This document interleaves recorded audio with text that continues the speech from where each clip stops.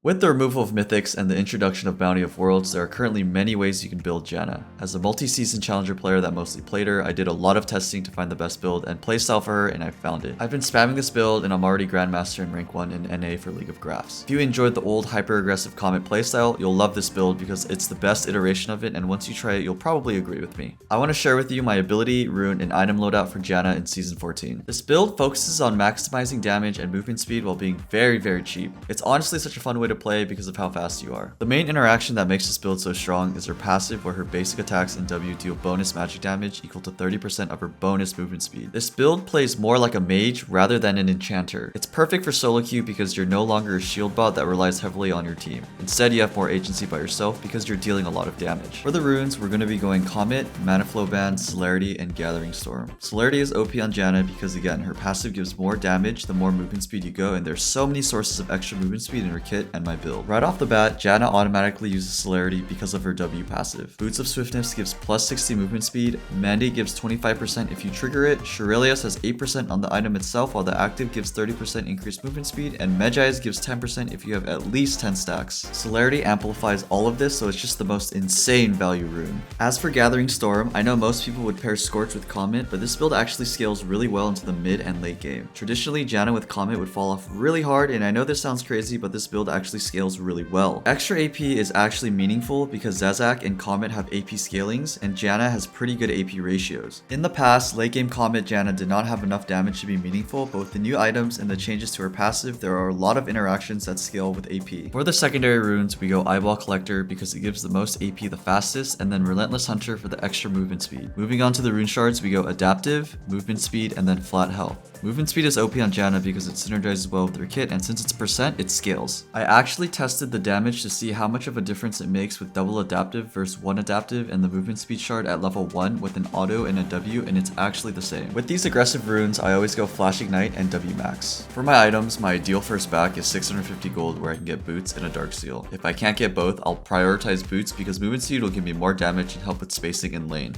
After this opening, I always go boots of swiftness no matter what because the movement speed is absolutely broken on Janna. You can pretty much run down anyone in the lobby because most players don't get tier 2 boots first, and you will win most fights because of your damage and movement speed. Look at how much damage I'm doing to this Thresh and how easy I can chase him down. The extra movement speed early also makes it very easy to dodge skill shots. In my old Janna guide, I talked about the importance of rushing a mythic over tier 2 boots, but her passive got changed to have more damage based off of her movement speed during her mini rework, so we will now be rushing tier 2 boots with the dark seal. This build's power spikes very hard on Swifties, and it just keeps getting better. The next item is Imperial Mandate, but I build it in a specific way to maximize AP. I go double Amp Tome to get the raw AP from both components, and then I buy Phoenix Codex before Battle Glass Mirror because it gives 15 more AP. Mandate is currently a very strong item, and it works really well with Janna because she can mark enemies very easily with her Q, W, and R. The extra 25% movement speed from consuming the mark adds to our many sources of movement speed and gives us more damage. Somewhere in between Boots of Swiftness and Mandate, you want to upgrade your support item to Zazax. This item is pretty much just Comet in item form. I don't go any other upgrade with this build because it's centered around damage. Our next item is going to be a toss-up between Medjai's and Shurelia's. It just really depends if you have a lot of stacks on Dark Seal. My favorite thing to do if I'm not sure is to just sit on Aether Wisp because these stats are everything we want with AP and movement speed. I know Shurelia's feels bad to build because it no longer gives the passive movement speed, but it works really well with this build specifically because it has more AP now and has some movement speed as stats in the item itself. Once you have Shurelia's and Medjai's, you only have one option left, which is Vigilant Wardstone. You're forced to get this because not having a pink in the late game is super troll. I hate that supports have to build this as last item. Fuck Vigilant Wardstone. Anyways, this is my full build. It's super cheap and lots of damage. I honestly find myself being close to max build pretty often. To really pop off with this build, you need to be good at spacing and kiting. The movement speed rewards players that can micro well, and you can hunt down players often after you get your Boots of Swiftness. You need to be able to weave auto attacks in between moving and Wing without accidentally canceling them. One trick that I like to do to help with my auto spacing is spamming A in between right clicks. This way, it shows my auto range and I can constantly be aware and readjust to the edge of it. Don't be afraid to limit test because Janna's ceiling is almost infinite. If you are struggling to kite well, I'd recommend going to the practice tool to get used to autoing and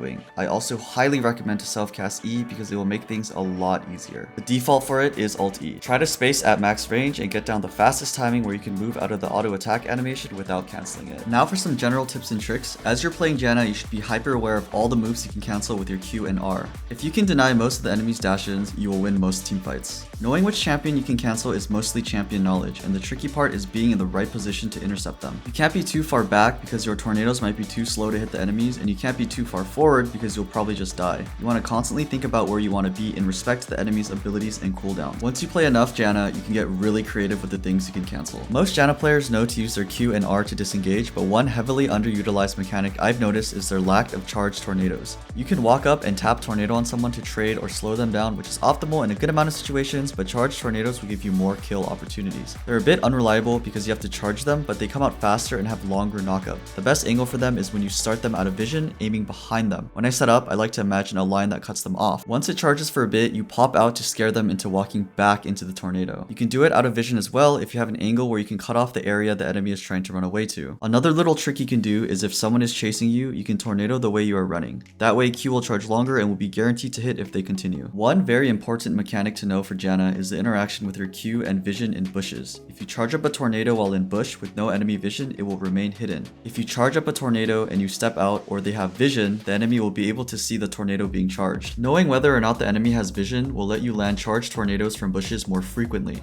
If you are playing with an aggressive AD carry, landing a fully charged tornado can get you a kill. You want to mix up the timings for it and not spam it because players will catch on to your habits and Q actually costs a lot of mana. Generally speaking, you can go for more of these in a range versus range support matchup, but against melee support, you want to hold your Q to deny them from engaging. It's important to not get too carried away just trying to look for charged tornadoes. You still have to consider things you need to intercept. If you are fishing too hard and miss, you will get punished. There's a lot of skill expression in knowing which ones to go for at what time. One final tip, Janna's E passive refunds 20% of the cooldown if you slow or knock up at least one enemy. I know the old Janna players are used to CCing first and then shielding because of the old passive, so make sure to remember this so you can cycle E faster. I've been playing Janna at a high level for many years and I think this comment build is the strongest version of it ever, but even without items she is currently way overtuned.